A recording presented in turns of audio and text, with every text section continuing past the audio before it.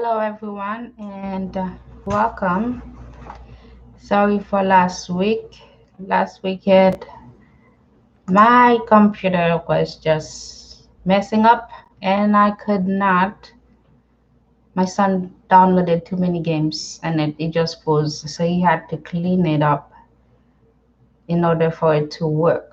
So, welcome, and we are going to go back where we started in Genesis 49, 45, verse 9 and on. We continue. We might end today or not. The book of the story of Joseph.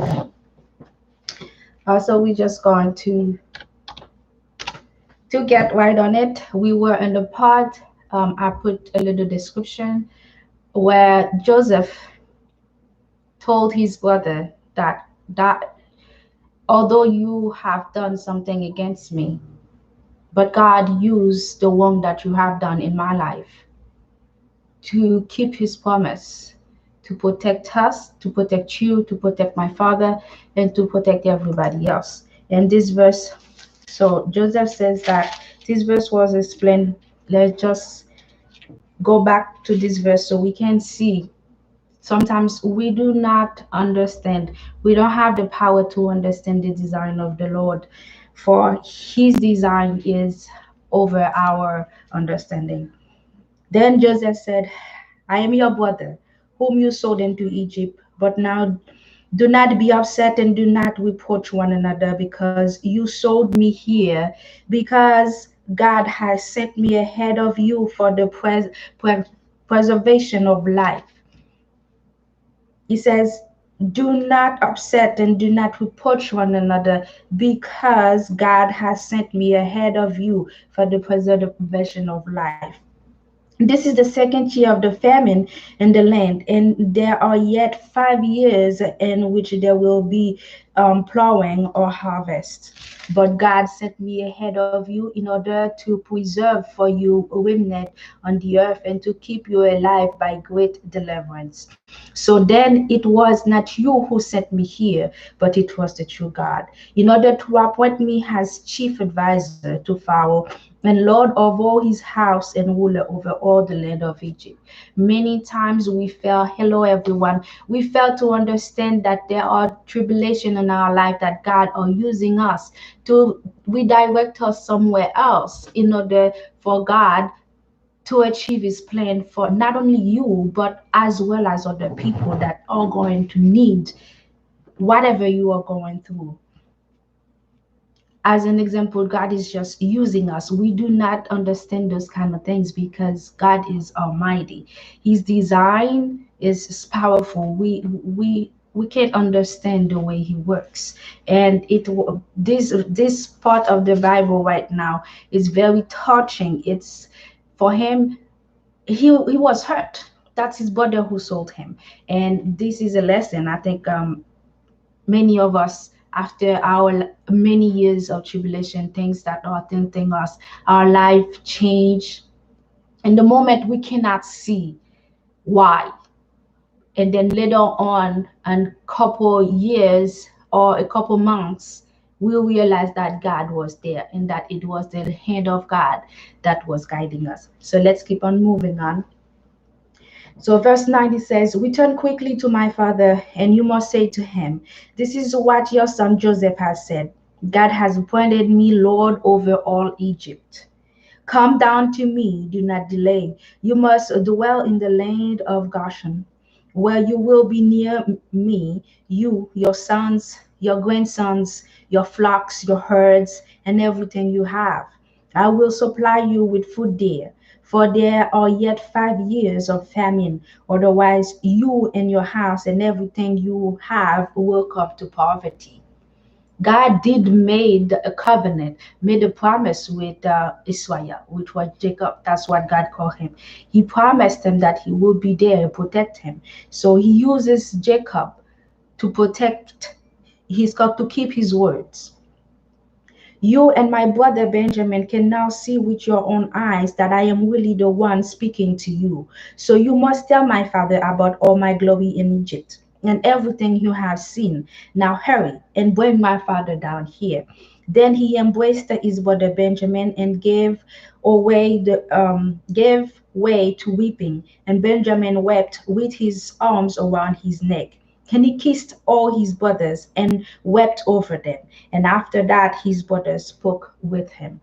Then the news reached to the house of Pharaoh. Joseph's brother have come. It was good in the eyes of Pharaoh and his servant. So Pharaoh said to Joseph, tell your brothers, do this. Load your beasts of burden and go to the land of Canaan and take your father and your household and come here to me. I will give you the good thing of the land of Egypt, and you will eat the richest part of the land. And you are commanded to tell them, do this. Take wagons from the land of Egypt for your children and your wives, and you must bring your father on one of them come here. Do not worry about your belongings, for the best of all the land of Egypt is yours. So isn't it amazing how God kept his promise to Jacob? He has more than he could possibly imagine. He has more now. And Pharaoh, he's giving him power, free landing. So this is the work of God. And God's hands is there. And God provides the best for his children. And the sons of Israel did so. And Joseph gave them wagons according to Pharaoh's orders, and he gave them provision for the journey. To each of them he gave individual changes of clothing. But to Benjamin he gave 300 silver pieces and 5 changes of clothing. And to his father he sent the following: 10 donkeys carrying good things of Egypt, and 10 female donkeys carrying grain and bread and sustenance for his father for the journey. Isn't that God power? So he sent his brothers off, and as they departed, he said to them, do not become upset with one another on the way. Then they went up from Egypt and came into the land of Canaan to the father of Jacob. Then they reported to him, Joseph is still alive, and he is the ruler over all the land of Egypt. But his heart grew numb because he did not believe them.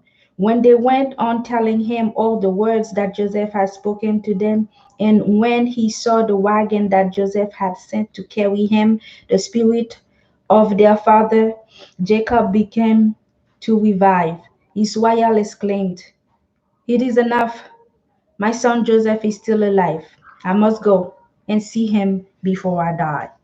So Israel took, which is Jacob, took all that he had. He departed. When he arrived at Beersheba, he offered sacrifices to God of his father Isaac. Then God spoke of Israel in a vision by night and said, Jacob, Jacob, to which he said, here I am. He said, I am the true God, the God of your father. Do not be afraid to go down to Egypt, for there I will make you into a great nation. I myself will go down with you to Egypt, and I myself will also bring you back from there. And Joseph will lay his hands on your eyes. After that, Jacob departed from Beersheba, and the sons of Israel transported Jacob, their father, and their children and their wives in the wagons that Pharaoh had sent to transport them. They took along their herds and their goods, which they had accumulated in the land of Canaan. And so they came to Egypt, Jacob and all his offsprings with him. He brought with him into Egypt his son and his grandsons, his granddaughters and his great granddaughters, all his offsprings. Now these are the names of Israel's son who came into Egypt: Jacob and his son. Jacob's firstborn was Reuben. The sons of Reuben were Anak, Palu, Azwan, and Carmel. The sons of Simeon were Jamal, Jamin, Oda, Jashin, Zohar, Shaul, the son of Canaanite woman. The sons of Levi were Gershon, Gohath, and Merari. The sons of Judah were Onan, Shelah, Perez, and Zoar. However, and Onan died in the land of Canaan. I think that those are the one that God was not happy with, and then the other one who actually told the semen so that he doesn't get his brother's wife pregnant. The son of Perez came to the Ezwan and Ammon. The sons of Ashhawa were Tola and Pava, Hiob and Shimron. The son of Zebulun were Shered, Elan, and Jalil. These are the sons of Levi, whom she bore to Jacob in the Padan, together with his daughter Dinah. All his sons and his daughters numbered 33. Wow. What? All his sons and daughters? 33 children? Jesus. The sons of Gad were Ziphion, Hagi, Shuni, Hezbon, Heri, Awadi, and Arali. The sons of Asher were Imnah, Ishva, Heshva, Belial, and their sister was Sarah.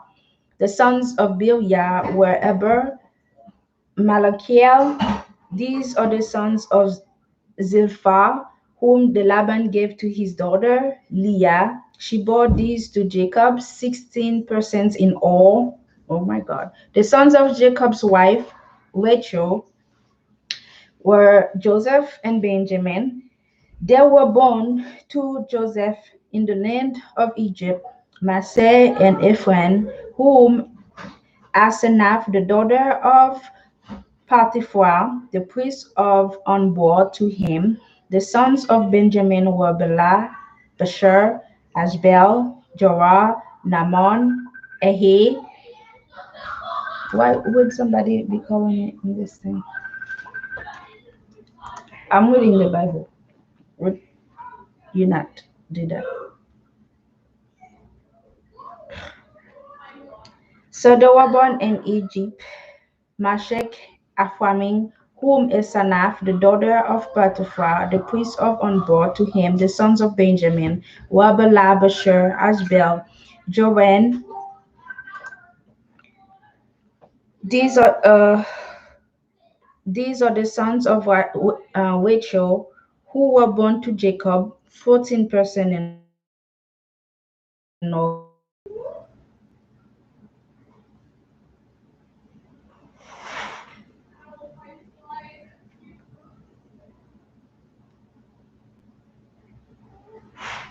Okay, power off.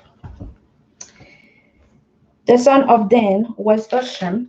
The son of Naphtali were Jezeel, Guni, Jezer, and Shalem.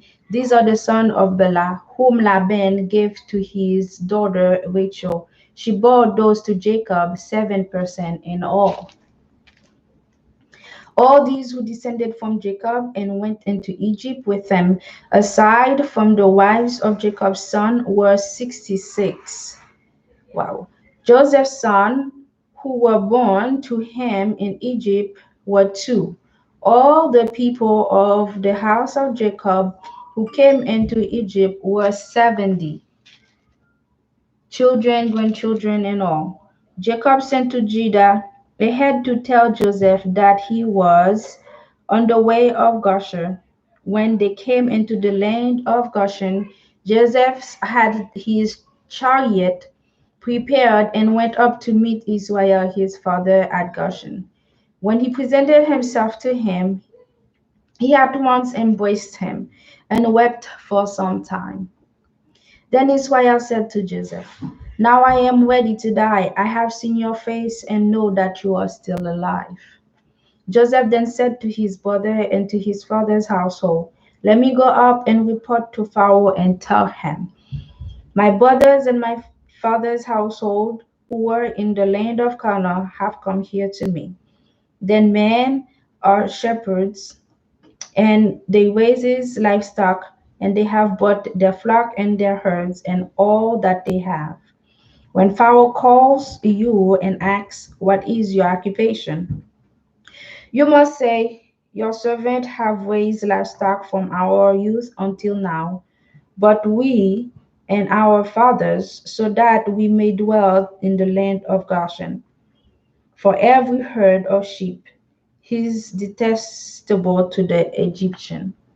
So Joseph went and reported to Pharaoh, my father and my brothers and their flocks and their herds and all their possessions have come from the land of Canaan, and they are in the land of Goshen.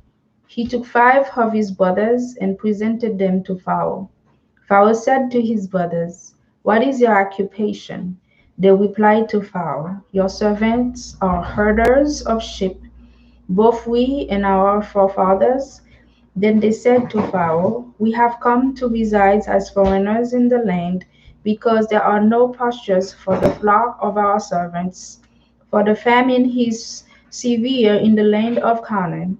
So please let your servants dwell in the land of Goshen." At that Pharaoh said to Joseph, "Your father and your brothers have come here to you. The land of Egypt is at your disposal. Have your father and your brothers dwell in the very best part of the land. Let them dwell in the land of Goshen.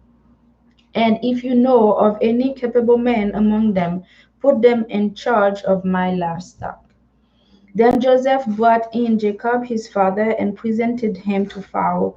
And Jacob blessed Pharaoh. Pharaoh asked Jacob, "How old are you?"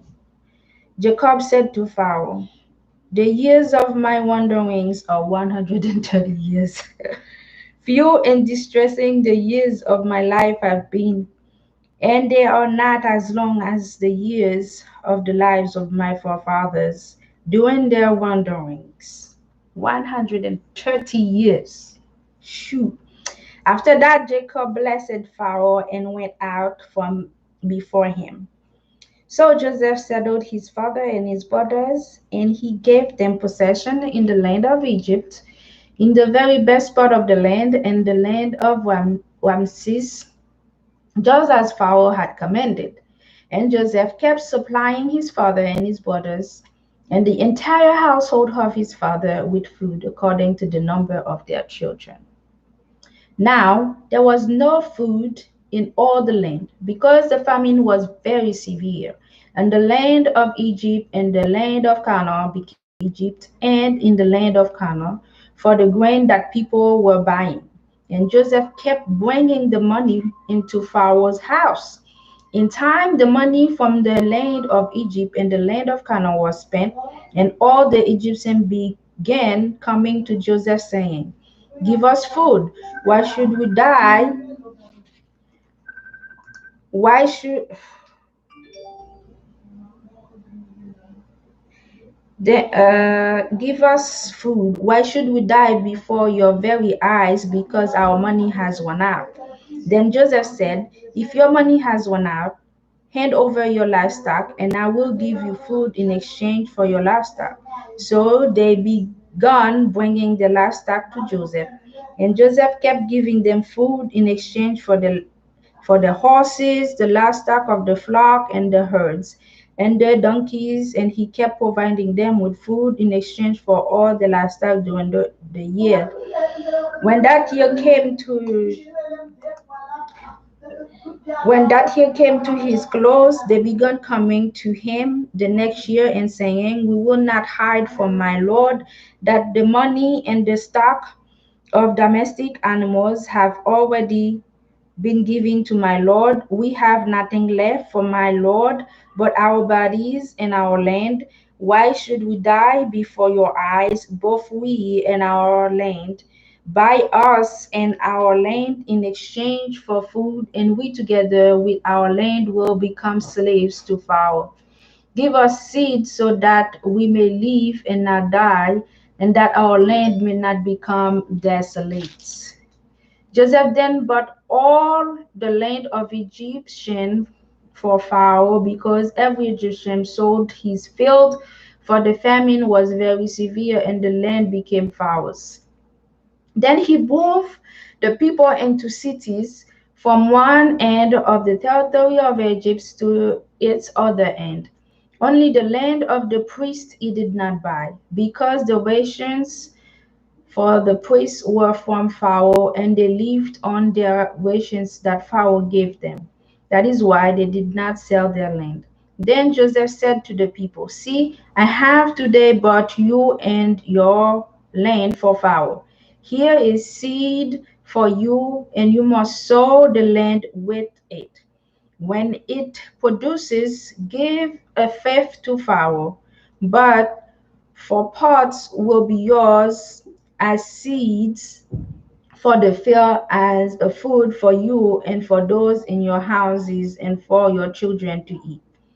So they said, you have preserved our life. Let us find favor in the eyes of my Lord, and we will become slave to Pharaoh. Then Joseph made it a decree, which is valid until today over the land of Egypt, that a fifth belongs to Pharaoh.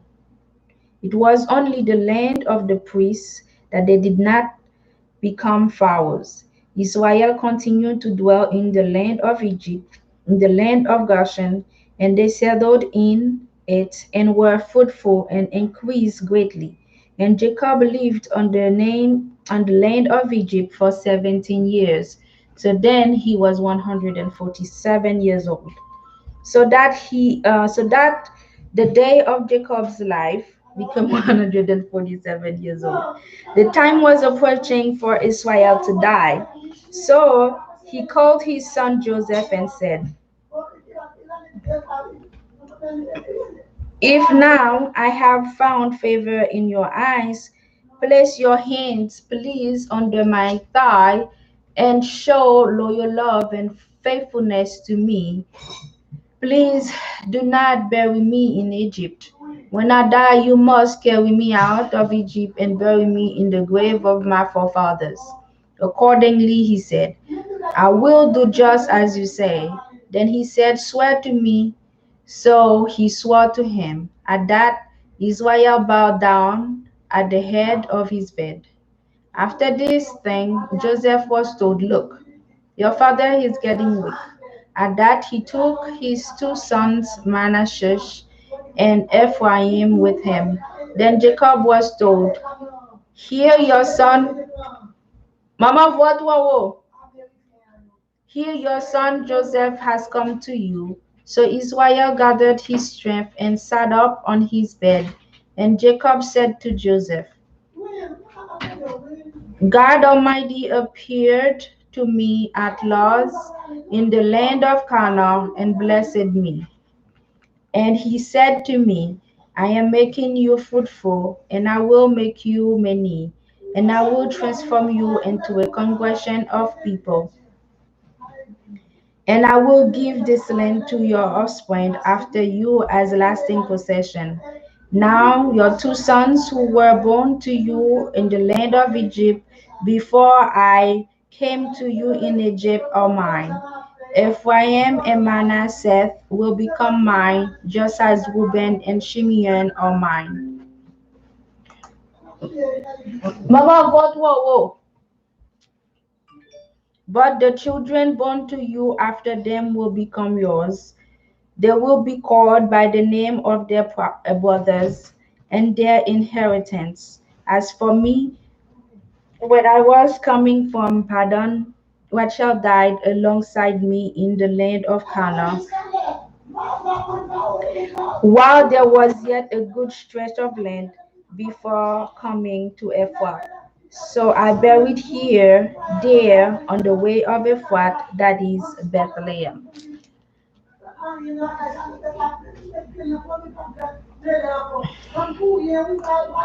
It was voice.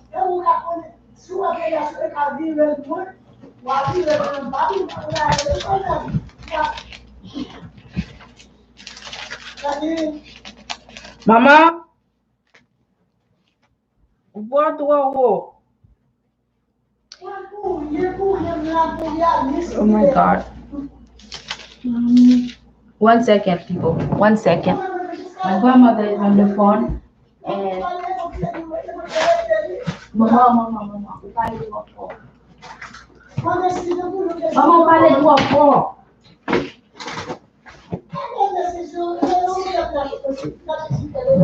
I'm trying to read the Bible, and People are speaking so loud. What are you doing? I don't know where the remote Okay, so we can finish the other verses another day. There's noise in the house. So as we can see, God has his own way of designing things. God uses one's misfortune to turn it into the greatest fortune for all every one of his children. So with that, let us open our heart to remind us of God's great discipline. God is the greatest architecture, the one with the highest power, the one who knows our heart, the one who knows for ahead the future. So he's going to design everything for us ahead. What are you doing? And here is my youngest son doing nonsense behind me. So as we grow, we will remind each other. And as we read with the words of God, we remind ourselves of God's power, of God's will. So have a blessed day, and thank you for passing by today. And sorry for cutting the thing a bit short because we have a little bit of noise in the background. And thank you. Have a good day.